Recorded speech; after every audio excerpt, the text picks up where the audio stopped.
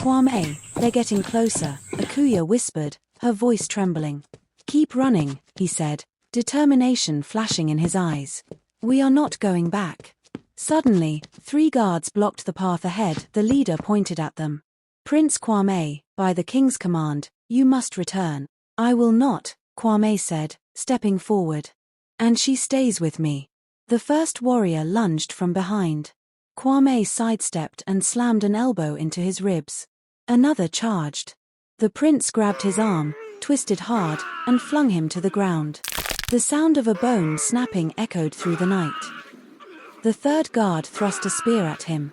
Kwame caught it mid-strike, broke it over his knee, and sent the man tumbling with a sharp kick to the chest. 2 more came from behind.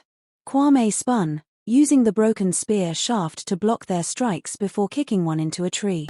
The other stumbled into the bushes. Within minutes, 3 guards lay unconscious, another groaned in pain, and 2 crawled into the bushes, defeated. The fight was fierce. The moonlight glinted on steel as Kwame moved like a warrior possessed.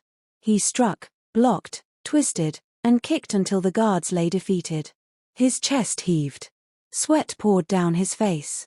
Kwame turned to Akuya, who stood frozen under a large odum tree. Her eyes shone with fear, but it wasn't for herself. She was thinking of the danger he was now in because of her. Let's go, he panted. We don't have much time.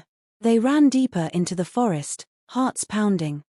It had been 3 long years since Prince Kwame fled with Akuya, the Nakafo girl who had stolen his heart. The night they disappeared into the Aburi forest still lived in whispers among the people. Some said he had perished. Others said he had been captured by spirits. But Kwame and Akuya were alive. They now lived quietly in distant villages, never staying too long in one place.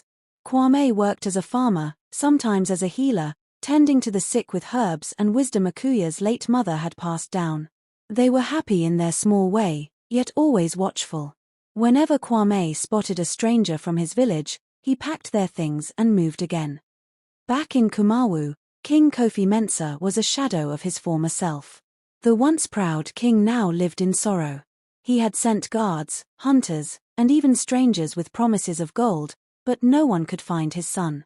Some nights, the king disguised himself and wandered far roads searching for Kwame. But the prince remained beyond his reach. Then one day, news came from a distant land called Agogo. Chief Kojo, one of the oldest and most respected chiefs of Kumawu, had found Kwame there. The prince looked strong, yet a sadness weighed on his eyes. Chief Kojo greeted him with tears and joy. Your father is calling you home, Chief Kojo said. The kingdom needs you. Come back, Kwame. Come back as our prince. But Kwame shook his head slowly. I will not return, he said firmly. Not until the king and the chiefs declare that the Nakafo are free. I will not take my wife into a palace where people spit at her. I cannot be king over a people who still believe in such evil. Chief Kojo sighed, touched by the prince's words, and carried the message back home. When King Kofi Mensah heard his son's response, he sat in silence for a long while. His eyes clouded with grief, but also with pride. His son had chosen justice over a throne. That night, the king could not sleep. He walked alone through the palace, his golden stool glowing faintly by firelight, and he whispered to the gods. The next day, he summoned all the chiefs to an emergency council. The palace courtyard filled with men wearing heavy kente cloths, their staffs of authority gleaming with gold. The linguists spoke in proverbs. The air was heavy with expectation. My son has spoken, King Kofi Mensah declared. He will not return unless the curse of the Nakafo is broken. He will not wear the crown while this law remains. My chiefs, shall we not end this tradition? For centuries we have called our own children cursed. We have chained them with shame. Is this the will of the gods or the stubbornness of men? A heavy silence fell. Then came angry voices. This is dangerous, shouted Chief Kuntu. The gods will punish us, said another. The ancestors' blood will rise against us if we dare, warned Elder Bodu. The council broke into chaos. Only a few chiefs nodded quietly in support of the king. Most shouted him down. By the end of the meeting, Kofi Mensah's heart was heavy. He had tried, but his chiefs would not listen. Among them was his own younger brother, Nana Kofi, whose eyes glittered with envy. He had always desired the throne. Now he saw his chance. After the meeting, Nana Kofi, the king's brother, sat alone in his chamber, the dim light of a palm oil lamp casting long shadows on the mud walls. His heart burned with thoughts too heavy to share with anyone. He muttered to himself, "All my life, I have waited for this chance. The stool of Kumawu should be mine."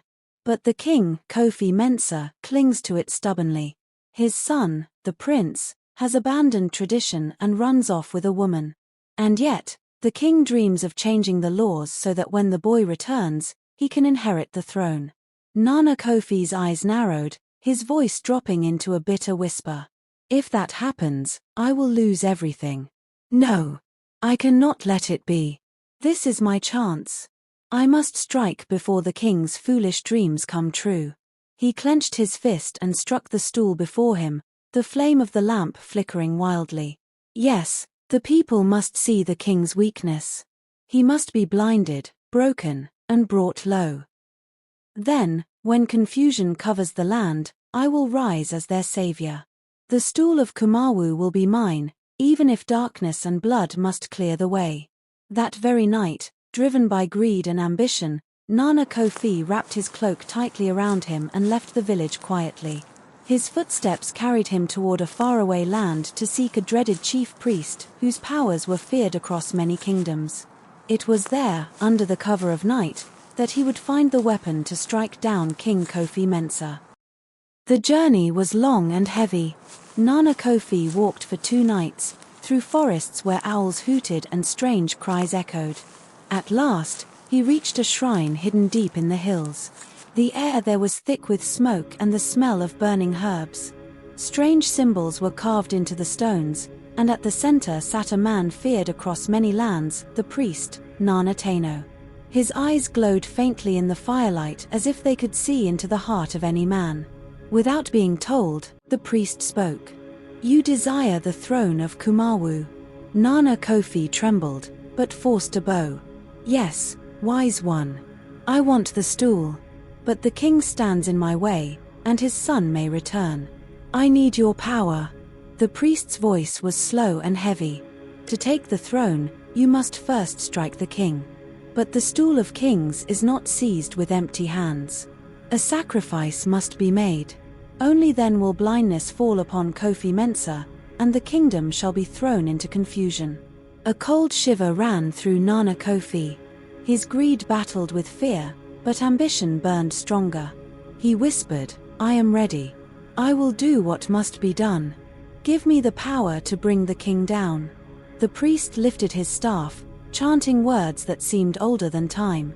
The fire roared higher, and the wind howled through the shrine. A dark pact was sealed that night. Back in Kumawu, as dawn broke, King Kofi Mensah awoke with a scream. His eyes saw only darkness. "Light! Where is the light?" he cried. Panic filled the palace. He had gone blind overnight. By midday, whispers spread across the village. The chief priest of Kumawu was called, but when he tried to heal him, nothing worked. The people began to murmur that the gods themselves had turned their faces away. Nana Kofi spread lies that the king had lost favor with the gods. He bribed some chiefs, who spread lies that King Kofi Mensah's stubbornness had brought a curse upon Kumawu. And before sunset, Nana Kofi stood boldly in the courtyard, declaring, "The spirits have spoken. Kumawu cannot be leaderless. From this day, I, Nana Kofi, will sit upon the stool." The people gasped. A storm had begun. The chiefs, divided and afraid, bowed in silence. Those who opposed him were silenced by threats or bribes. The queen, Kwame's mother, was dragged to prison. The palace glowed with fire, not from celebration but from treachery. And so, the palace of Kumawu was thrown into darkness. The once beloved Queen Afua, mother of young Kwame, was dragged away in chains, her cries echoing through the courtyard. Nana Kofi, now seated on the royal stool, smiled in triumph as whispers of fear spread across the land. But the question remains. Will Nana Kofi's stolen crown endure, or will the wrath of the gods soon catch up with him? Will young Kwame, hidden far away, return to reclaim his father's throne? And will King Kofi Mensah, blind and broken, ever open his eyes again to see the truth?